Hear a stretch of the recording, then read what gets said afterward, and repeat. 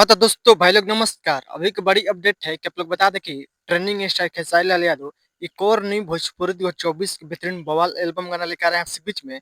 उस गाना के फाइनली पोस्टर जारी कर दिया गया है। इसी वीडियो में इसी गाना की जानकारी दें, बीच में किस चैनल पर कब लॉन्च किया जाएगा। और जो भाई लोग चैनल सब्सक्राइब नहीं किए हैं तो प्लीज चैनल सब्सक्राइब कर लीजिए। सबसे पहले ऐसा भोजपुरी लेटेस्ट अपडेट जानकारी जाने के लिए शुरू से अंदर इस वीडियो में बना रही आपसे बीच में चैनल पर जानकारी मिल जाएगा रहेगा।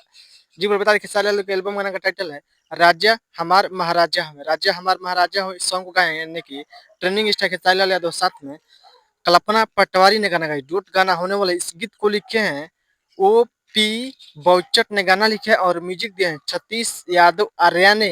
बहुत बेहतरीन कमाल का गाना होने वाला है। ये गाना भोजपुरी फैंस से खूब दुलार प्यार मिलेगा। बहुत बेहतरीन कमाल गाना होने वाला है, जिस गाना का टाइटल है हमार राज्य महाराजा हम। इस गाना का फुल लॉन्च किया जाएगा आपके बीच में, यानी कि 18 तारीख का 18 नवंबर का सुबह 6:15 पर Arya entertainment Bhojpuri YouTube channel देखने सुनने को मिलेगा। एक बार गाना सुनने को बहुत बेहतरीन कमाल का जबरदस्त गाना होने वाला है। हमारा राज्य महाराजा हो इस वीडियो में देखने को मिलेगा।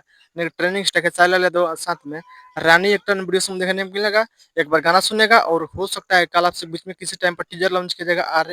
आर एस चाल पर लॉन्च किया जाएगा टीजर, और फुल फुल वीडियो लॉन्च किया जाएगा परसों दिन, यानी कि सोमवार के दिन सुबह 6:15 लॉन्च किया जाएगा। R S entertainment YouTube channel पर फुल वीडियो लॉन्च किया जाएगा। गाना सुनेगा जबरदस्त बवाल गाना होगा। आप लोग बताइए कि ये ट्रेंडिंग स्टार के चैनल वीडियो अपडेट न्यूज का चला अपडेट न्यूज पसंद हो प्लीज वीडियो को लाइक चैनल सब्सक्राइब दोस्तों शेयर कीजिए। बस वीडियो में मिलते हैं। जय हिंद, जय बच्चन, धन्यवाद। वीडियो शेयर कीजिए, धन्यवाद।